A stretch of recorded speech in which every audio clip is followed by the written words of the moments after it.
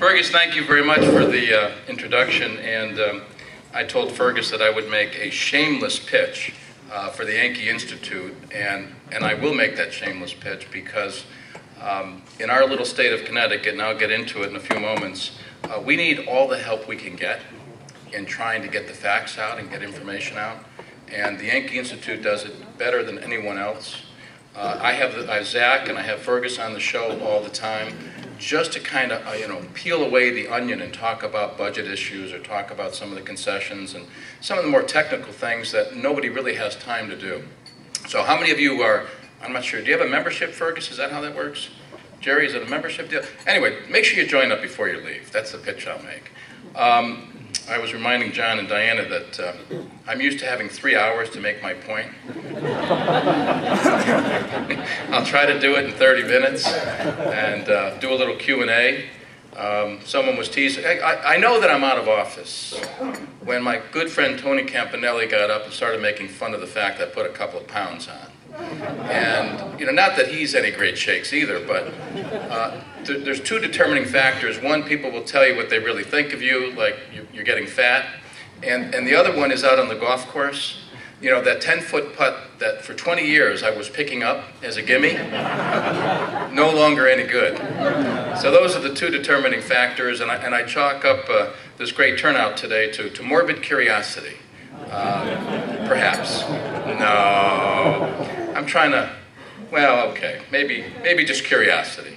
I was thinking as I was driving in today from Waterbury, one of my favorite stories is William Westmoreland, and some of you have heard it.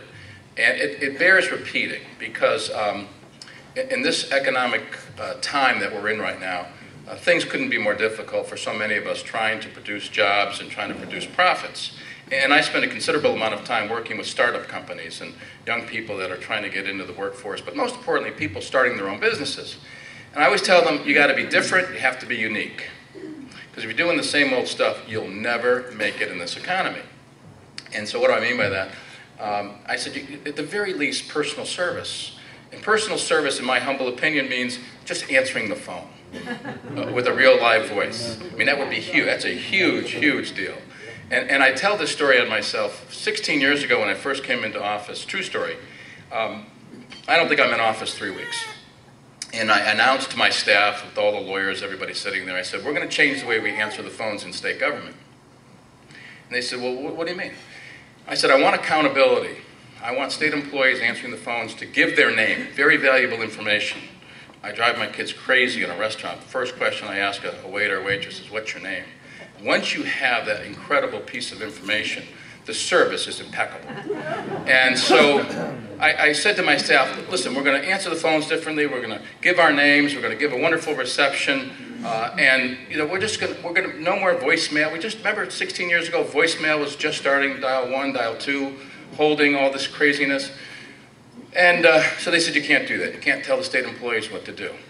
I said, well, you know how that went over the next 16 years. And so I said, yeah, we're going to do this. We went back and forth for weeks. So finally some young staffer came into the office and he said, Governor, he said, I can do this for you. He said, I can get this message out any way you want it, how you want the phones answered and so forth. I can get this message out to all 40, maybe 30,000 state employees at the time. And I said, well, how are you going to do that? He says, I'm going to go email. I said, what the heck is email? And so I scripted out how I wanted the phones to be answered. And it went something to the effect, good afternoon, Department of Motor Vehicles.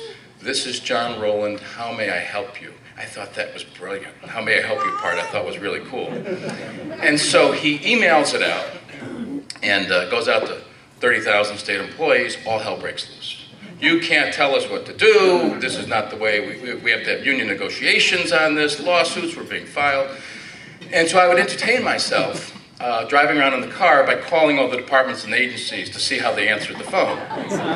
I knew we were in deep trouble when we had numerous state employees calling in saying, why do we have to use the governor's name when we answer the phone? True story. True story. So that lasted about 4 weeks, and I lost. They wore me down. I lost the battle. But I stole the concept of the accountability from General William Westmoreland. And true story again. I got to know him during my years in Congress, and he told the story on himself, how as the Supreme Allied Commander, how many of you remember William Westmoreland? Oh, good, you just dated yourselves. And I said, so he tells the story that he's a Supreme Allied Commander. He calls down to the vehicle garage one day, and he says, hey, how many vehicles do we have here on base in the garage? Kid said, well, we have 115 passenger vehicles. We got 42 trucks, 13 buses. And he said, oh yeah, we've got one Jeep for that stupid general. So Westmoreland said, young man, do you know who this is? He said, no. He said, this is General William Westmoreland. Dead silence. Finally, the kid looked up and he said, well, General, he said, do you know who this is? The general said, no, I do not. The kid said, well, goodbye, stupid.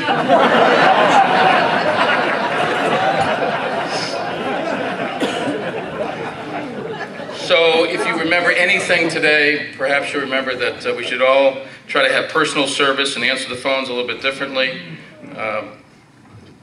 provide a real voice. I've been trying to figure out how I can kind of sum up where we are from my vantage point on the radio and having had some experience at the Capitol. And I think the way for me to do it is I would like to create for you a visual. And the visual is a ledger. And one half of the ledger, I want you to think about the rest of the world, meaning the other 49 states and even in Washington. And then on this ledger, on this side of the visual, I want you to think about the state of Connecticut. And I propose that because right now that's the battleground. We're doing battle with 49 other states to figure out how we're going to promote jobs and how we're going to stimulate jobs in our state. Now, let me assume that that's our goal. Let me assume that in this recession, we want to produce jobs. So the first question is, okay, who produces jobs? And that's philosophically where the first decision takes place here with what's going on in the state capitol and what's going on in the real world. So when you look at what's going on in the real world, what's going on? In Washington, D.C., even in Washington, D.C., they're debating whether they're going to cut spending by billions or trillions. That hasn't happened in quite a while. Then we look at Wisconsin, Indiana, Ohio, Florida, Pennsylvania, you name the state. All of those states, for the most part, are trying to figure out how they can be more competitive.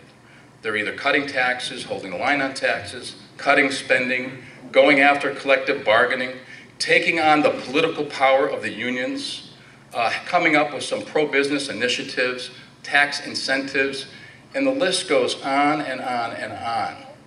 Now, someone could say, oh, that's just Wisconsin. No, it's Wisconsin, it's Indiana, it's Ohio, and it's New York State. That, I think, is the one that just hits us right between the eyes. Andrew Cuomo holding the line on taxes, cutting spending, taking on the unions. So that's dramatic. It's not just those crazy people out in the Midwest. Now, look at the next step. What's going on with what I call the Charlie Brown series? Now, the Charlie Brown series is this fascination with federal funding. And a lot of states are getting the joke, and it is a joke. And the joke is, hey, if you'll only spend so much money for Amtrak or highways or bridges or magic buses or some other crazy idea, we'll give you a bunch of money, and this will really be good. It's a public works project. It's the old, the PWA from, going back to FDR. And so what's happened is these states aren't buying it. Florida and many other states are saying, you know what, we're not buying it. We're not falling for this trick. And it is a trick. And we've been tricked a couple of times just recently. So you think, well, maybe this Charlie Brown thing is for real. When I say the Charlie Brown thing, I'm talking about the federal government playing loosey and holding the football, saying, okay, here's the money we're going to give you for the highways or for Amtrak or for something else. And of course, like a bunch of dopes, we go running up to kick the football, Charlie Brown, and it gets pulled from us. In the meantime, we're spending millions and zillions on studies and preparations and analysis and architectural stuff and blah, blah, blah. And so these states have said, you know what, we're not going to do it anymore. And by the way, that's our money. We've been led to believe that the federal money is some magic pile of money that doesn't count or something. And think about what's happened recently. Yukon, we were going to get $100 million. It was in the bank. And all of a sudden, a little political gamesmanship goes on. It was going to be the Yukon Health Center, $350 million. We were going to get $100 million from the feds. Now, we thought that was a good deal. We thought $350 million was a good deal then, with $100 million from the feds. And it fell apart. Ohio State University president said, we didn't even ask for this money. They got our $100 million bucks. We saw it with some of the highway funds just a short while ago. And of course, my favorite, the magic bus. Someone please explain to me. On the show we would say, well, one person please call in and tell us they're going to take the magic bus. For those of you that might not know what the magic bus is, it's this make-believe buses in a bus tramway that's going to go from New Britain to Hartford, Connecticut, 9.6 miles. And it's going to cost $656 million. But most of it's federal money, so it doesn't count, except for the fact we have to put $130 million up. Secondly, no one's going to use it. How many of you are going to drive to New Britain, get out of your cars, get in the magic bus to go 9 miles to end up here in Hartford and maybe a location that you're not even going to? And who wants to give up their car? You know what the car is? Talk to your 16-year-old. That car is freedom. But the feds, Obama and a lot of other governors, they're buying into this. We're going to build stuff. We're going to make stuff. We're going to use this mass transit thing. And everybody's going to get into it. And as a matter of fact, they projected 16,000 people are going to get on this bus and go to Hartford. I'm like, 16,000? What are you talking about? We called DOT. I had legislators call it. We couldn't find any of these numbers. So here's the best part. This is a good thing about radio. Finally, the bus driver, the bus driver calls in. He says, I know how many people go to New Britain. I've been doing this for 27 years. I mean to Hartford. I've been doing this for 27 years. I'm the bus driver. And I know how many buses go. He says, at best, 2,400 people a day. So we're going to spend $650 million. By the way, these people are already in buses going to Hartford. So we would take them out of the existing buses and put them into the magic bus. So then they can go. By the way, don't forget $650 million. We borrowed 130. The feds borrowed the other 500. So it works out to be about 900 million. So you figure out the numbers. 100 million, I'll be conservative. $60 million a mile. But here's where we are.